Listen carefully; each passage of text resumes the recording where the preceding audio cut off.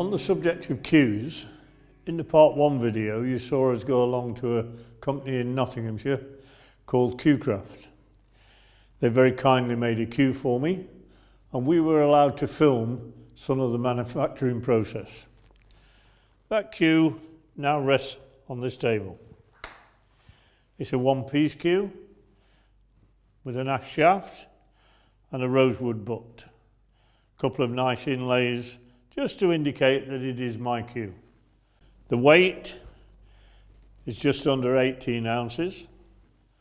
Very nice piece of wood. They also supplied me with a 6-inch extension and a telescopic one which allows me to reach the full length of the table. Just put this away for one moment and let's have a closer look at it. The balance is roughly on the splicing, not too front heavy, not too butt heavy. I like to be able to make a circle with my thumb and forefinger there, nice and comfortably, so the butt is not too thick. That facilitates that. The grip is very, very important when it comes to playing snooker. The tip, we've got a brass ferrule. That is designed to protect the cue. Remember, it is machined flat surface there that the tip sticks onto. Try not to disturb that flat surface too much when you're replacing a tip. The tip size is just under 9.75 millimetre and it's a stick-on tip. Just on a final point about the tip, because I seem to be getting a lot of questions about it, what tip should I be using, what size, how deep, etc. Well, first and foremost, in my opinion, a tip should be firm yet holding. By that I mean when you strike the cue ball, you should be able to feel it, but you should feel it gripping the cue ball. This will allow you to generate the various spins that you're going to need on that cue ball when you're playing position. If it's too hard, there's a tendency not to grip the cue ball, right? And also a tendency to miscue. If it's too soft, too spongy, then you grip the cue ball too much, and yeah, you'll generate the spin, but equally the accuracy will be lost and the feel will be lost. So firm yet holding is the best policy. I'm often asked what size tip to put on. Well, if you, for example, have got a 10mm cue and you try to put a 10mm tip on it, it's very difficult to get it flush, to position it right. Remember, normally we use these quick drying glues today. They dry very quickly. And it's very tricky to position the tip in the correct position. So if you've got a 10mm cue, probably better to fit an 11mm tip. Then you can trim the tip to whatever shape you wish, whether it be flush. Some players like it flush, I do personally. I know 1 or 2 top players that liked it flush with the cue at the bottom, but then used to fan it out. This was because they probably had a very thin cue, but then liked a thicker tip.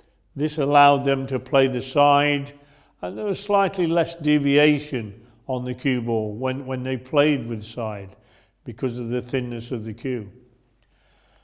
If you played, for example, snooker with a 10mm very rigid cue, when you applied side, there would indeed be a very severe push offline.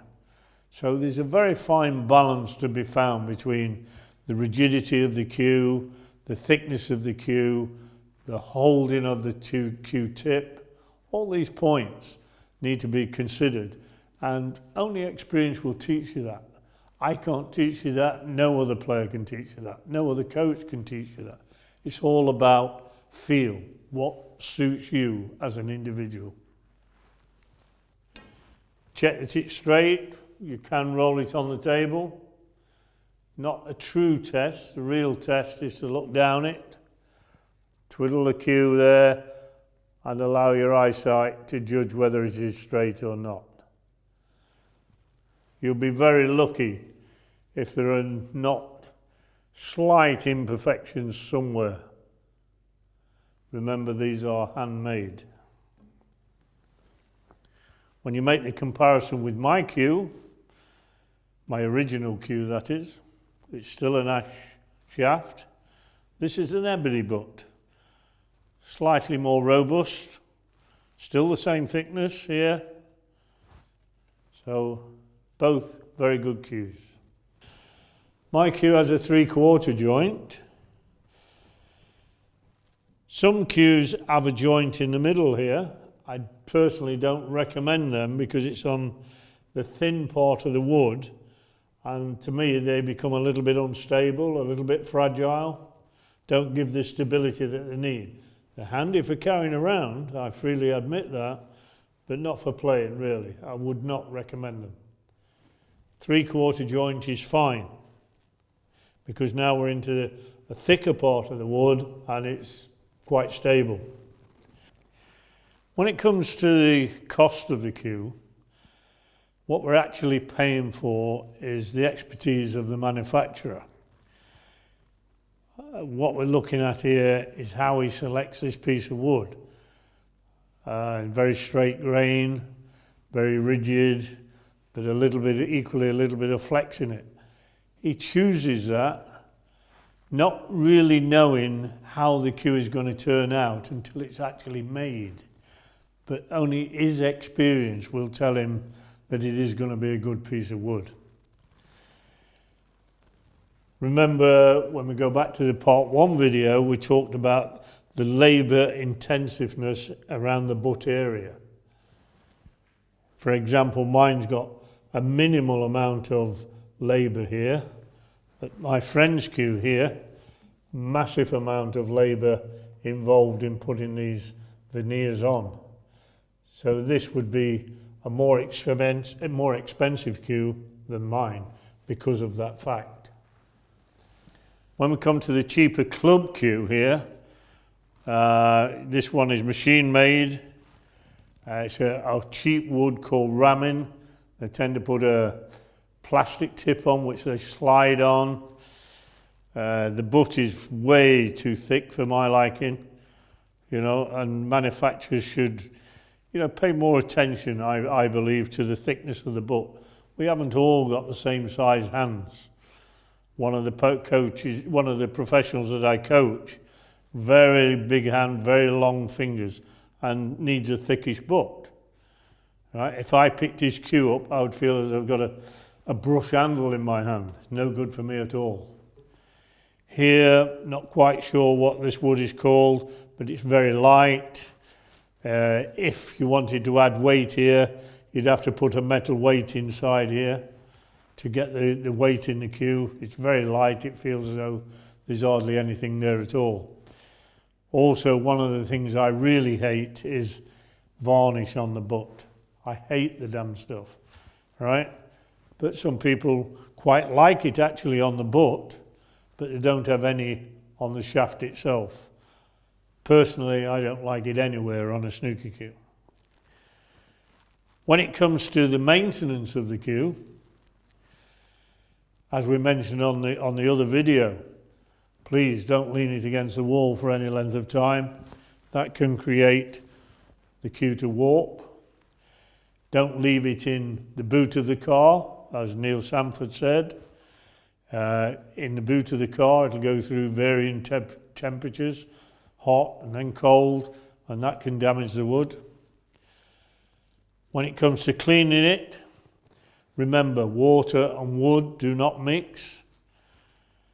If you're going to use water, just damp a portion of it, give it a wipe to get the dirt off, and then thoroughly, and I mean thoroughly, dry it. Don't leave water on there. It can raise the grain of the cue and eventually spoil it. A trick of the trade that Neil mentioned on the manufacturing process is get some crumpled up paper I'll give it a thorough good wipe. And it's amazing how this can get the dirt off and make it nice and smooth to play with. Whichever one you prefer.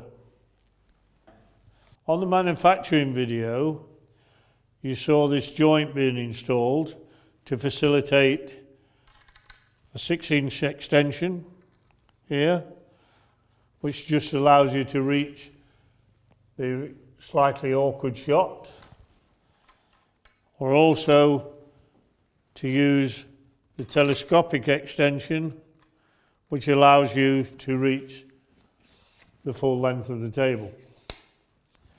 If you don't have this facility on your cue, don't worry about it.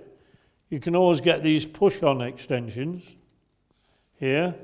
Just make sure that it's a fairly secure fit, and you can still use the cue in that manner. In fact, 1 or 2 professionals still do. I think the best advice I can give you is that, having spent your hard-earned money on a decent cue, look after it. Get yourself a decent case to store it in. And if you do look after it properly, it should last you a very long time.